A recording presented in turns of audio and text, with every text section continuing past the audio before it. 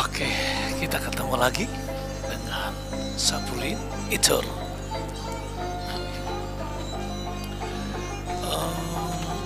Kembali kita akan mendongeng sebuah dongeng yang unik, yaitu Anggi Putra Pelangi.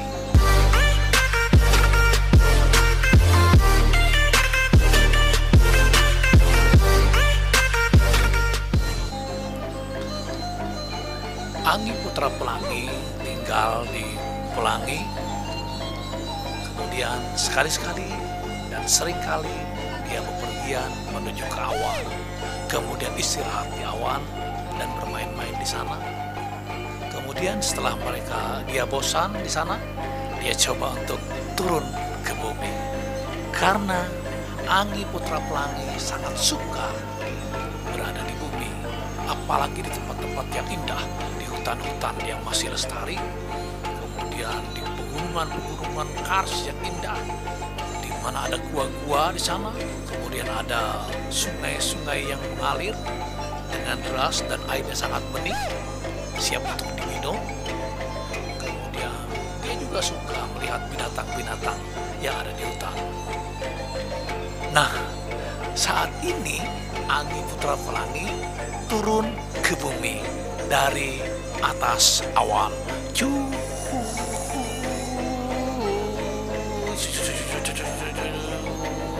Sampai ke bumi. Dia tiba di sebuah desa yang terpencil. Desa itu jauh dari desa-desa lain, jauh dari ibu kota kecamatan, lebih jauh lagi dari ibu kota kabupaten, ratusan kilo dari kabupaten. Dan kalau ditempuh pakai kendaraan sampai 3-4 jam baru sampai ke tempat itu. Makanya Anggi senang sekali berada di sana karena bisa bergaul dengan masyarakat di sana yang berbudi pekerti baik, bertutur bahasa indah dan nyaman, kemudian siap menerima siapa saja yang datang ke tempat itu. Ya, itulah desa Merabu, desa yang unik, desa yang berada tidak jauh dari tepi sungai kecil, tetapi indah dan nyaman, sungainya mengalir dengan deras. Kemudian tidak jauh dari tempat itu ada pegunungan kars yang sangat indah. Tinggi-tinggi, ada yang sampai 1000 meter dari atas laut, bahkan ada yang lebih sampai mencapai 2000-an meter dari dasar laut ketinggiannya. Makanya jangan heran kalau Anda berada di atas pegunungan kars itu, maka Anda seolah-olah berada di atas awan. Kenapa?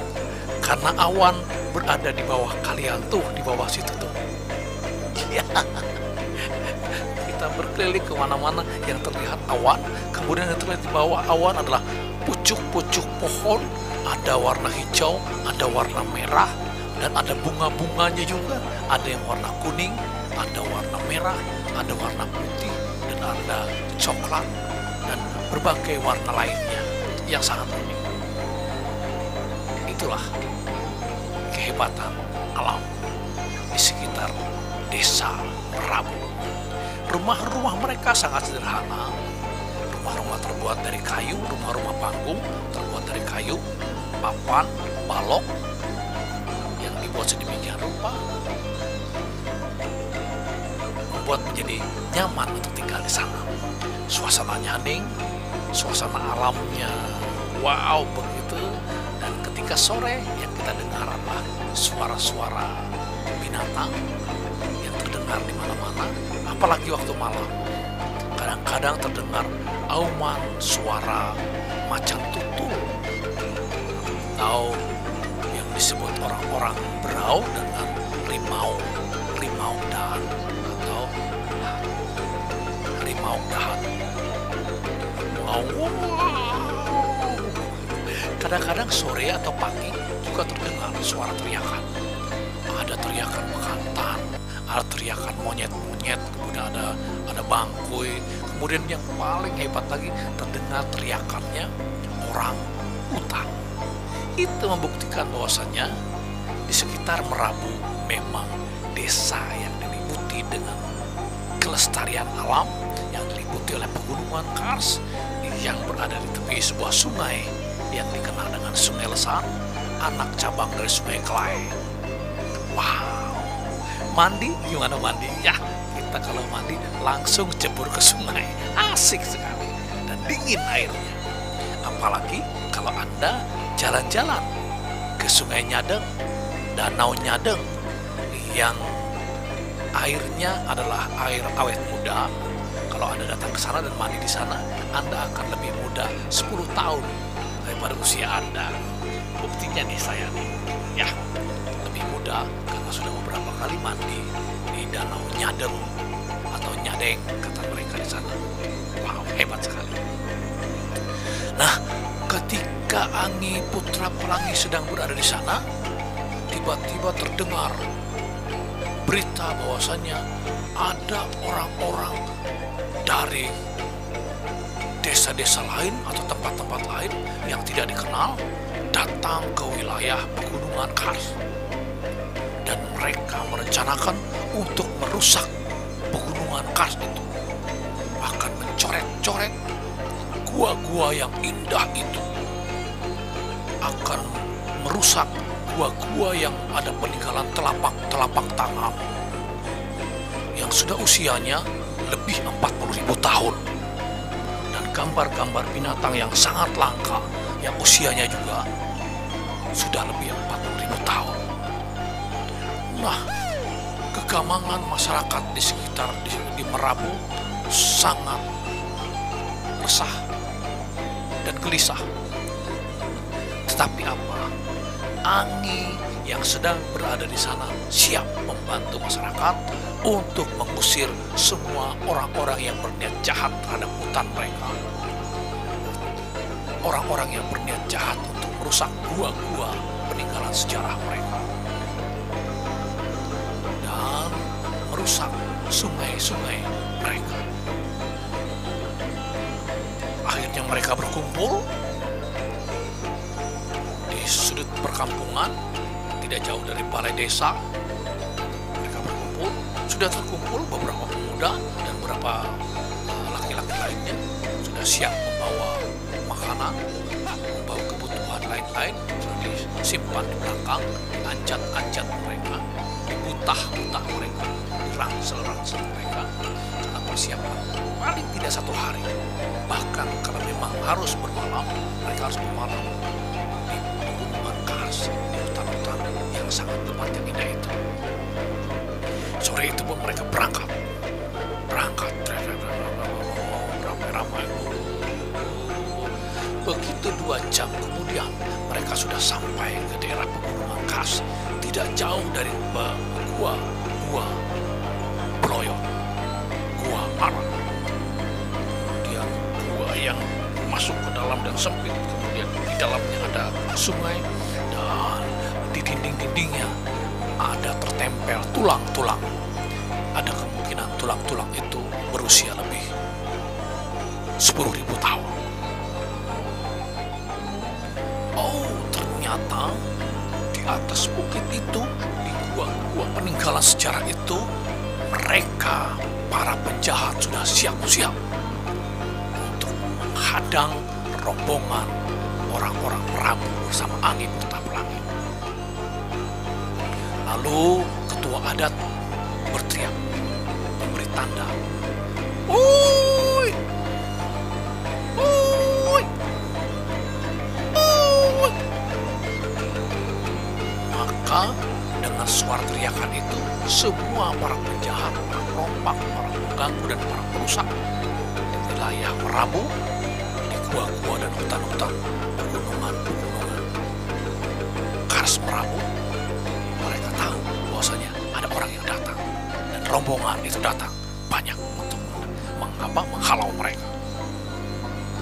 Mereka merasa pemberani karena mereka yang biasa untuk merampok sarang burung milik orang, milik yang dimiliki oleh orang-orang sejak turun-temurun, kemudian merompak orang-orang yang sedang berjalan lagi mencari rezeki yang sedang membawa gaharu atau membawa sarang burung, sarang walet.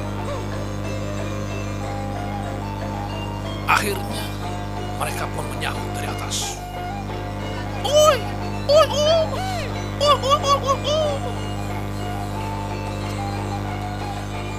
Lalu dari bawah, hei kalian yang akan merusak hutan kami, yang akan merusak gua-gua prasejarah kami, segera pergi dari sana.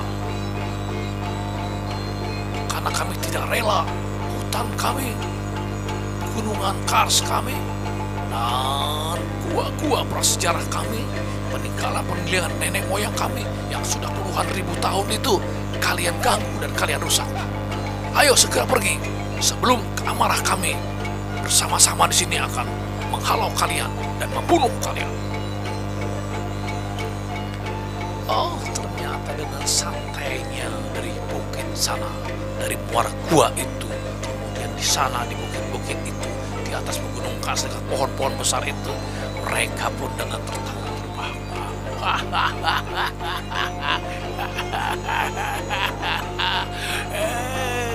Orang-orang kampung, kalian tidak akan mampu melawan kami.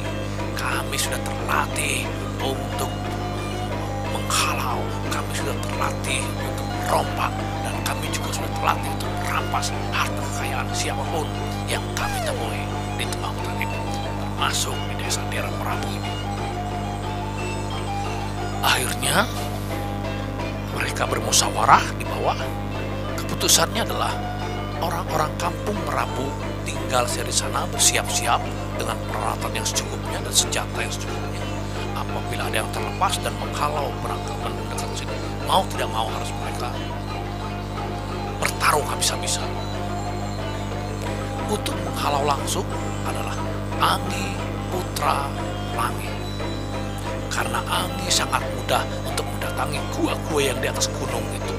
Kemudian orang-orang yang di puncak bukit Kars itu, dan di sana yang di gua-gua peninggalan prasejarah itu mudah sekali. Baiklah, kata ketua adat, kalau kalian memang tidak mau pergi dan tidak mau meninggalkan tempat ini, maka kami akan usir dengan paksa. Cukup satu orang saja yang mengusir kalian, yaitu putra kami yang terkenal, Angi Putra Pelangi. Bersiaplah kalian kalau kalian tidak mampu. Terdengar suara mereka tertawa terbahak-bahak dan bersaut-sautan. Suara itu seolah-olah menari-nari karena suaranya bergelombang-gelombang.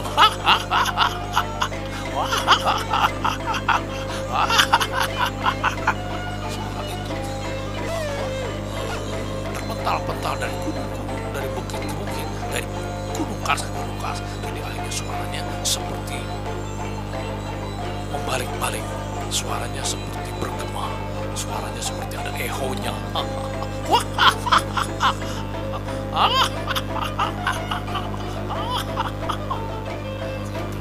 Apa yang terjadi? Angi pun berusaha langsung terbang, meninggalkan semua rekan-rekan masyarakat Merabu. Dari situ dia terbang. Yang pertama dia datangi dulu adalah itu yang di gua sarang walet itu, karena sangat berbahaya. Mereka pasti nekat karena berada di sana dan menguasai sarang burung itu. Begitu angin mendekat, mereka pun kaget. Hah, ada manusia terbang rupanya. Ini yang buat mereka menjadi pemberani, karena memang ada orang di antara mereka yang luar biasa saktinya. Tidak ada kita miliki kesaktian seperti itu. Wah, ini bahaya. Ternyata memang benar berbahaya sekali, karena angin begitu mendekat, parang mereka, mandau mereka, sempit mereka pun tidak ada manfaatnya lagi, karena angin langsung berada di tempat itu dan langsung menghajar mereka. Begitu ada yang tetap melawan dan tidak mau menyerah, angin pukul dan dia akan terjatuh dari muara gua, jatuh ke jurang itu. dia akan tersangkut di pohon-pohon itu. Ternyata benar. Hantam angin, dia melawan hantam angin. Dia menggunakan mandau ingin menebasnya, tapi tidak ada manfaatnya buat angin. Karena angin sangat lincah dan badan angin sangat ringan untuk terbang dan melompat ke sana kemari. Begitu mereka menembaskan mandaunya,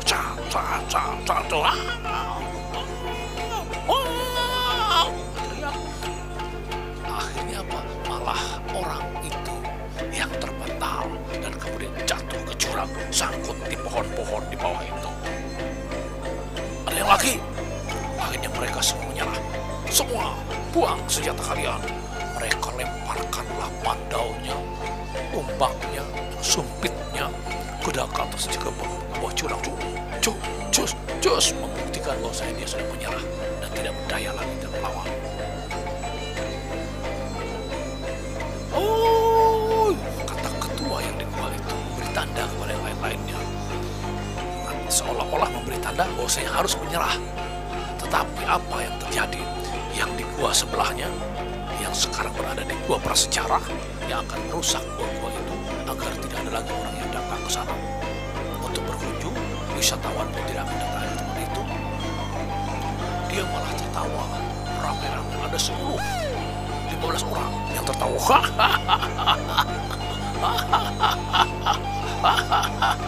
Suaranya pun kembali menggema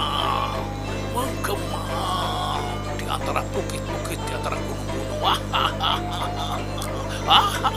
Suara itu seolah-olah bersautan. Ada 10 suara yang berterbangan di atas awan yang saling bersautan, menggema. Kami tidak akan menyerah. Kami akan melawan siapapun yang berani mengganggu kami. Kami sudah berpengalaman untuk merompak dan membunuh siapapun. Suaranya. Akhirnya apa? Angin harus kembali menerjang badai yang kedua, yaitu mendatangi lokasi itu dan menyerang semuanya, melemahkan mereka. Akhirnya mereka pun setelah mendapat pukulan yang keras dari angin, akhirnya kepalanya bencol dan terbentur ke batu-batu yang ada, kemudian pingsan. Dia sebagian lagi ditendang oleh angin, kemudian terbentur dan jatuh di atas kotoran-kotoran burung walet dan kotoran-kotoran kelelawar nempel di situ yang sangat berbau. Kemudian sebagian lagi mundur, akhirnya mundur berada di tebing jurang di muara gua itu. Mereka tidak bisa berbuat apa-apa lagi. Begitu digertak oleh angin, mereka gerak dan ketakutan. Akhirnya tidak sempat melawan, angin pun tidak lagi memukul. Mereka hanya berjatuhan saja ke jurang itu dan berteriak, menyerah, kami menyerah.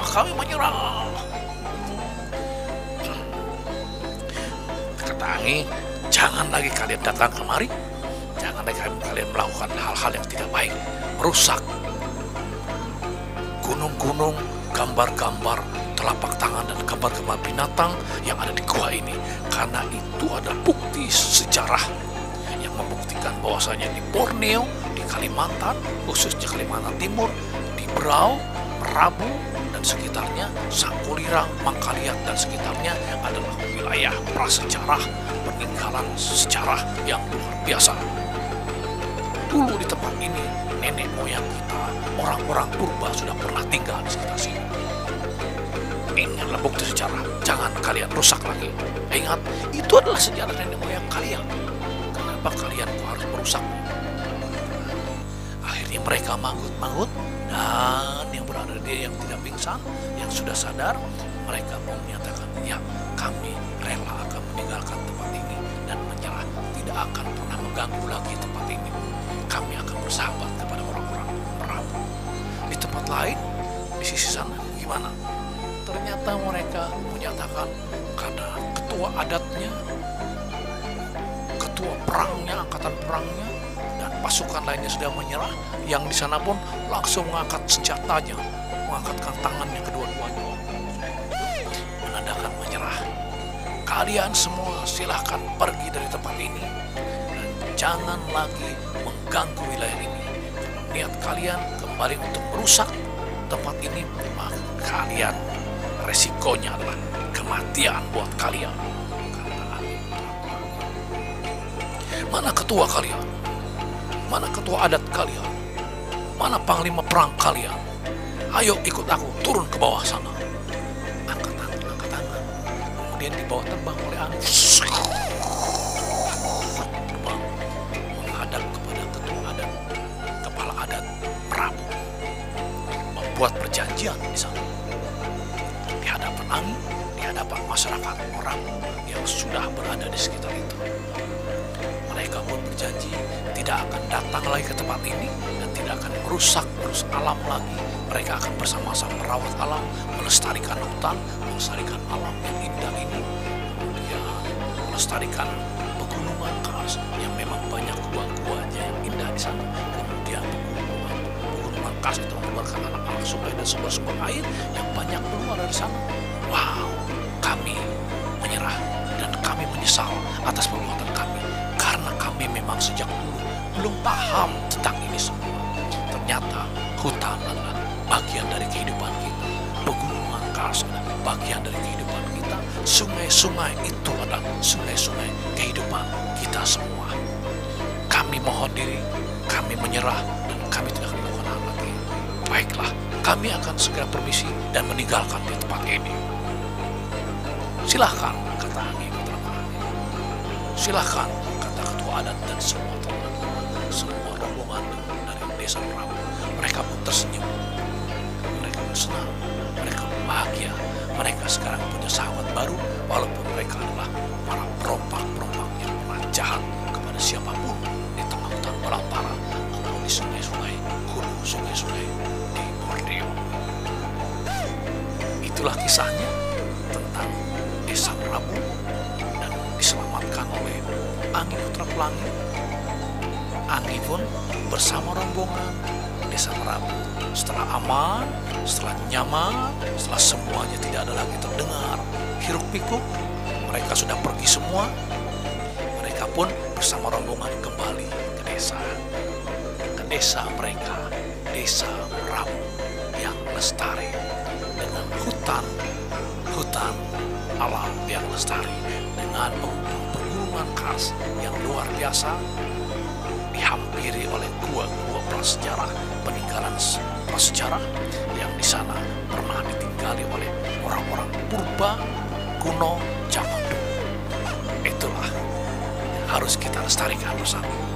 Ayo sejak sekarang kita lestarikan hutan, kita lestarikan pegunungan Kars yang memang banyak mengandung air, agar kehidupan kita tetap menjadi lebih baik daripada yang sekarang. Lestari hutanku, lestari Karsku, lestari sungai-sungaiku. Itulah milik kami semua orang Prabu dan orang Dayak yang ada di Borneo. Terima kasih. Salam. Jangan lupa like dan subscribe semuanya ya setelah nonton. Oke, terima kasih.